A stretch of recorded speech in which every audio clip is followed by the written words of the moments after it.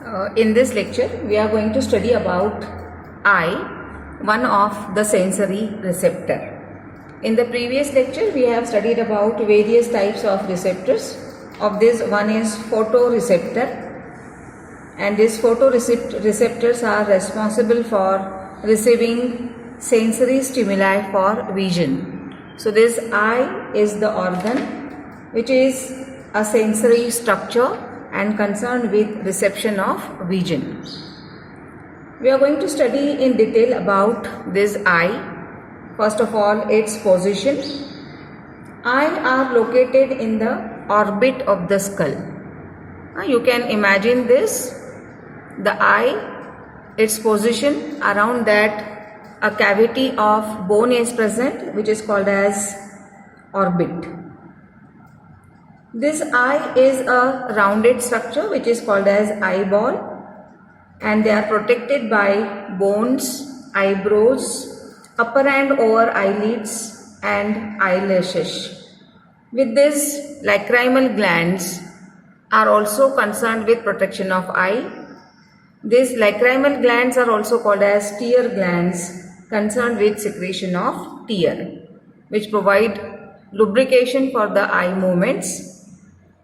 Then remember that this movement of the eyeball, we can move our eye, not exactly the whole eye, but we can see the objects from different angles. So this movement is possible because of 6 sets of muscles. So this is the introductory part of this eye. Now we are going to study about structure of eye. In this structure of eye, we have to study about these 3 layers first. That means eye is surrounded by 3 layers. We can say that its wall is made up of 3 layers, and these 3 layers of the eye are outermost layer. This outermost layer is called as sclera. Inner to sclera there is second layer which is called as choroid. So this layer is called as choroid. And the third innermost layer is called as retina. So these 3 layers are there. This outermost sclera, this dark line is visible which is called as choroid, and this innermost layer is called as retina. We will see the other diagram. In this diagram, these 3 layers are labeled. This outermost layer is called as sclera. See, this is the outermost layer called as sclera. This middle layer is called as choroid, and the innermost layer is called as retina. Here it is labeled as retina.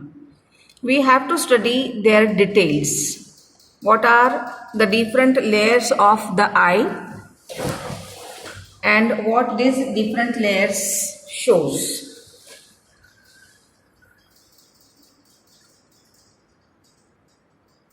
Now see this structure of eye. Theoretically it is written 3 layers are present: outer sclera, middle choroid, inner is retina. Outer sclera is the layer of dense connective tissue with the anterior transparent portion which is called as cornea, and in front of cornea conjunctiva is present. Middle layer is called as choroid, which is bluish in color and vascular. Inner layer is called as retina, which is a non-vascular layer. Now we'll see the details.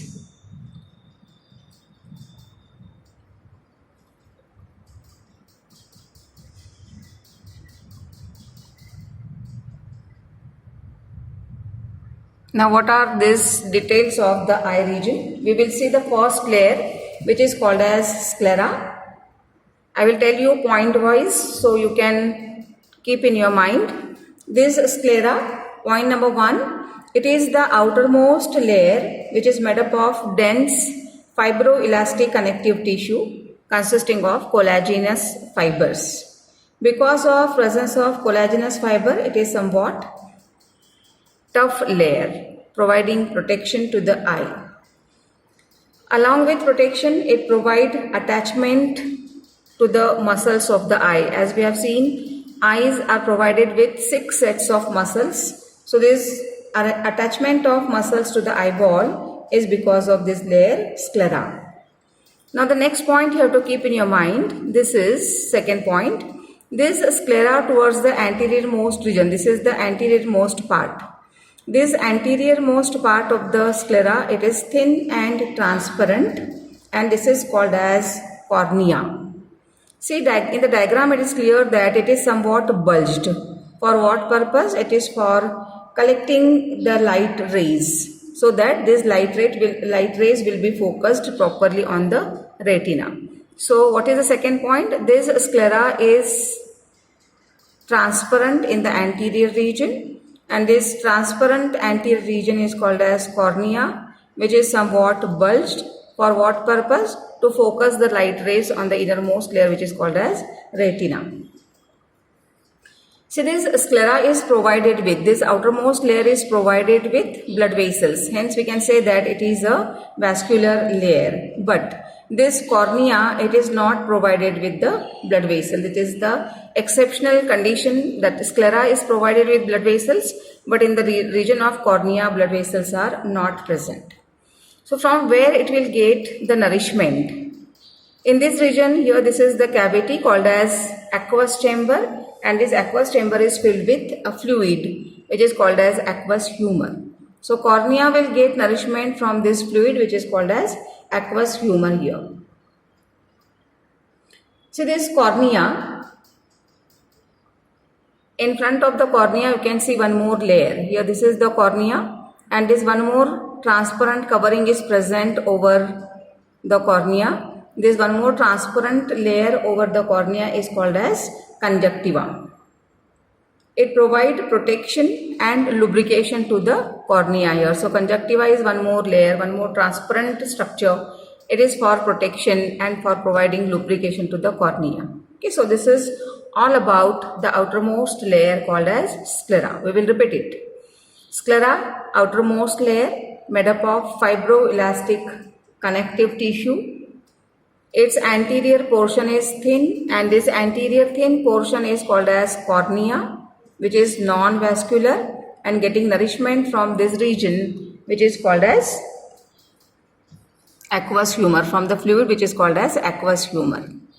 In front of cornea you can see one more transparent covering, and this transparent covering in front of cornea is called as conjunctiva, which is for protection and for providing lubrication to the cornea. Now we are going to see the second layer which is called as choroid. In the diagram it is very clear that this choroid is the middle layer present between sclera and this retina. This is vascular and pigmented layer. What is the meaning of vascular? Provided with blood vessels. You can see that it is not a continuous layer. This choroid is present up to this only here, up to this layer, and it is divided into three regions. Its first part is called as choroid proper, second one is called as ciliary body, and its third part is called as iris. You can see here, this part is called as ciliary body, this part is called as iris, and this region which is present behind will becomes the choroid proper. So choroid, middle layer, having three parts. This choroid proper here, this is ciliary body, and this third region is called as iris. So three parts. We will see the details of these three regions. First one, choroid proper. Where is this choroid proper? This region is the choroid proper. Here it is choroid proper. This choroid proper, it lines the sclera. This is the outermost layer, sclera. This is sclera, and inner to sclera, this will be the choroid proper. So we can say it lines the sclera. This choroid is pigmented in nature, and because of its pigmented nature, it prevents the reflection of the light. So this is pigmented layer for preventing reflection. The blood vessels of this layer, choroid, it provides nourishment and oxygen. In general, wherever blood vessels are there, it is for providing nourishment and oxygen. Its second part is called as ciliary body. Here this is the ciliary body. What is it? It is a thick muscular ring-like structure present at the junction of choroid and iris. See here, you can see this is iris and here this layer is called as choroid. In between these two, here you can see this ciliary body. Its function is to secrete aqueous humor. Where aqueous humor is situated here, this is the aqueous chamber consisting of aqueous humor, and this aqueous humor is secreted by the epithelium of this ciliary body. You can see here the suspensory ligament are seen.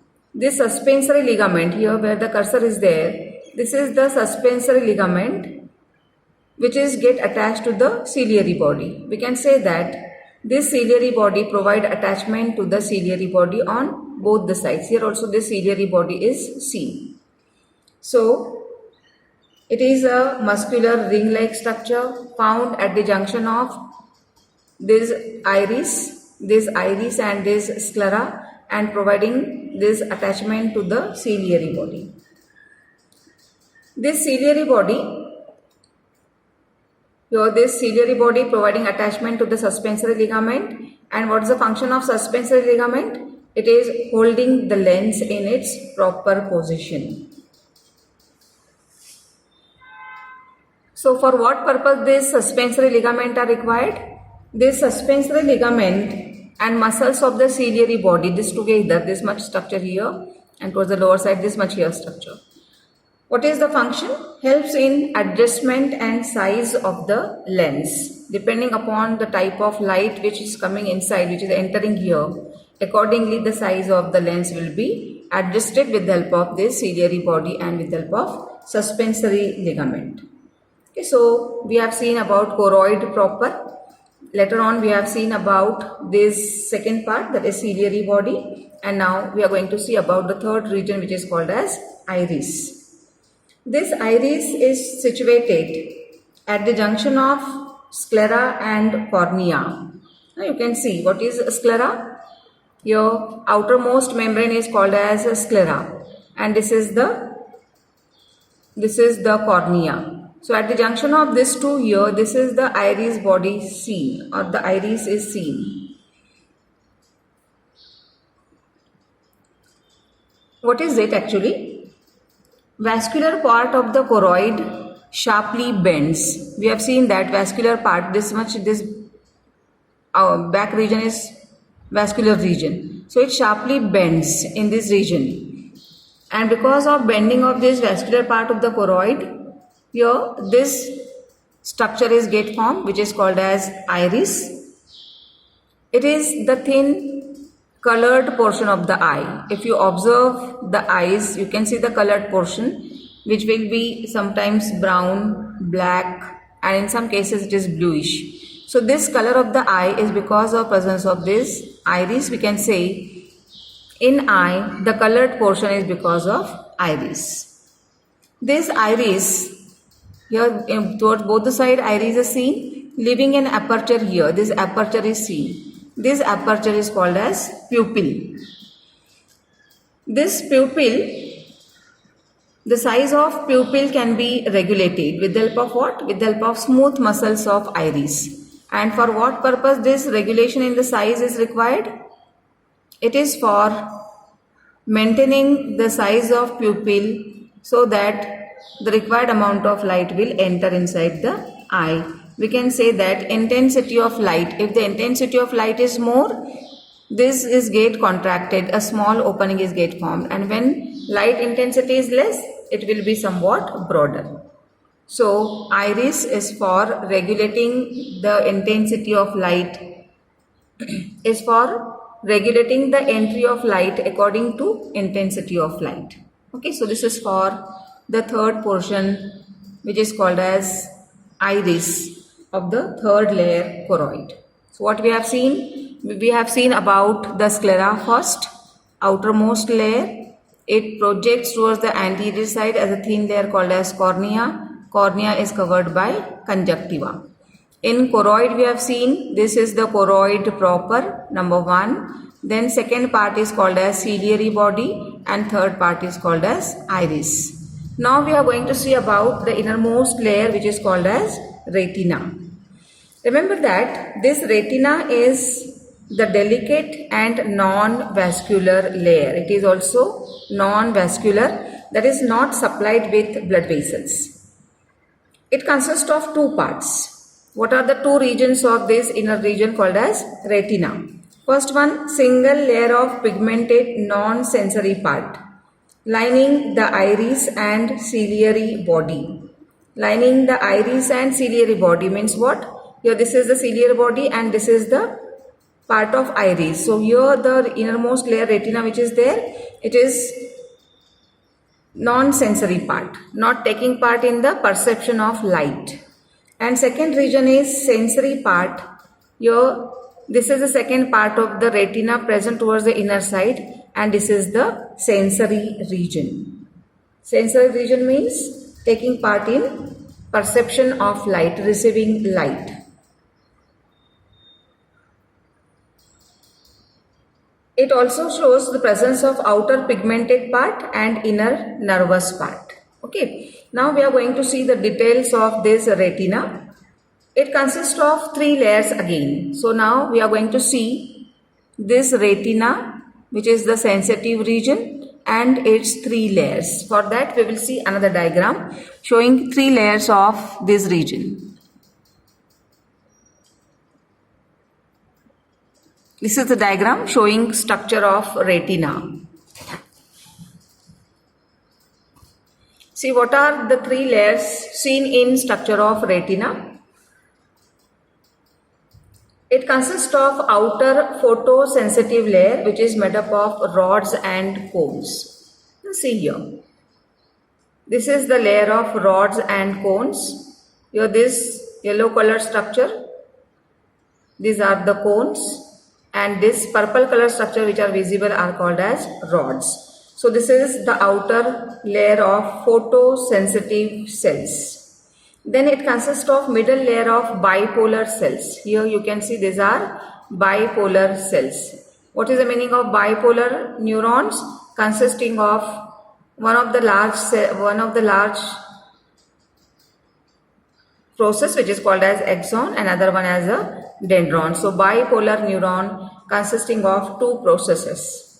And the third layer is the layer of ganglionic cells. So these cells are called as ganglionic cells. So retina with three layers of the cells, rods and cones, photosensitive, bipolar neuron having two poles and two processes, and these are ganglionic cells. In the diagram you can see that these are the nerve fibers originating from ganglionic cells, and all together, because of joining of all these fibers of the ganglionic cell, this optic nerve is get formed. This optic nerve is get attached to the optic part of the brain which is concerned with vision. So this is about the three regions in case of the eye.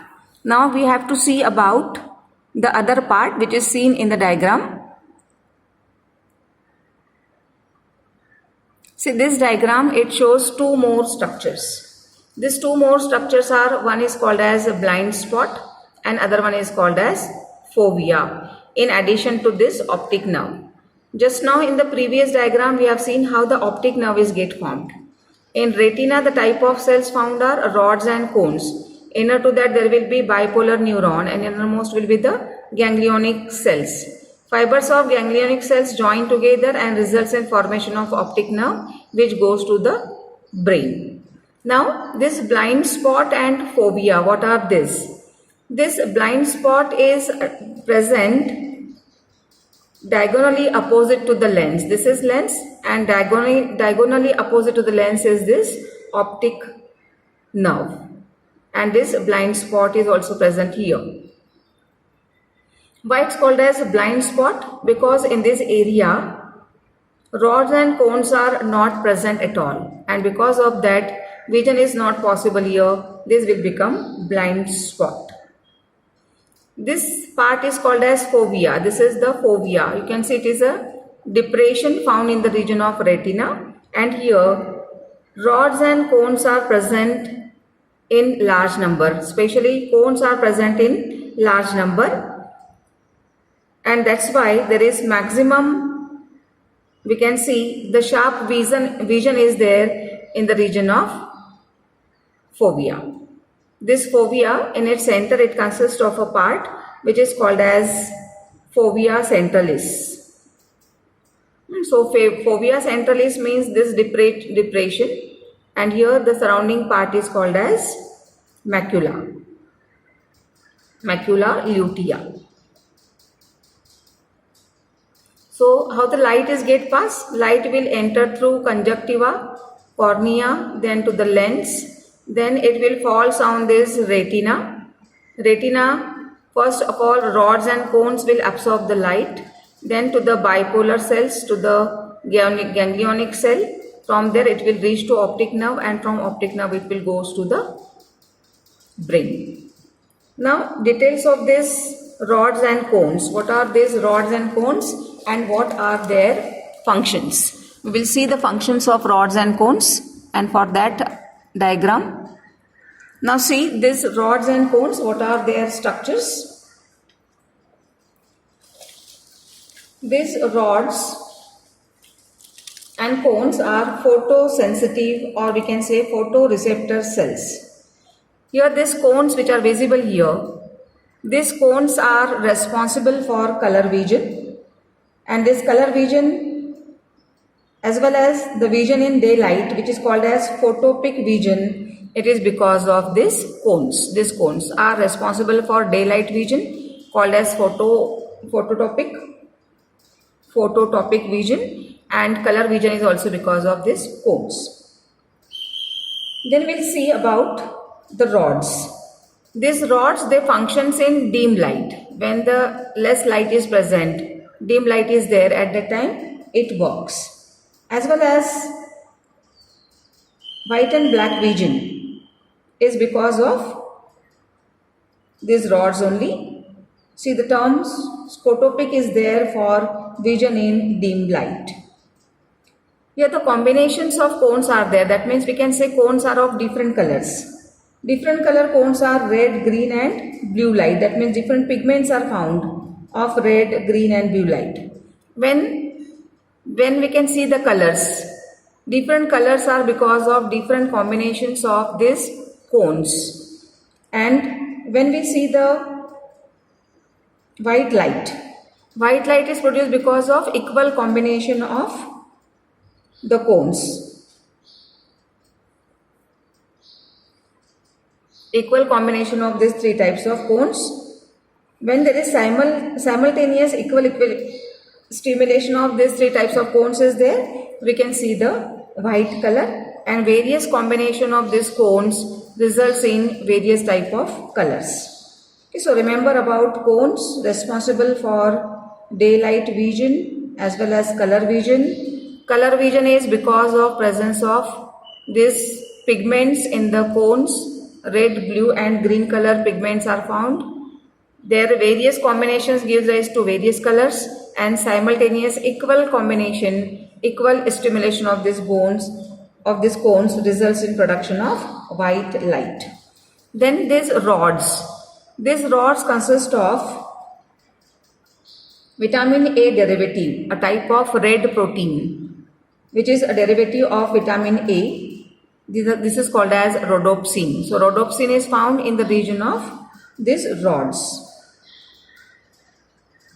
This is about the photosensitive cells of this retina and about their details. So once again we will see how the light it passes through the eye. This is somewhat simplified diagram. If you want to practice the diagram, you can use this diagram for practicing.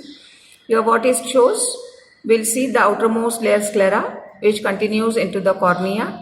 Cornea is covered by conjunctiva.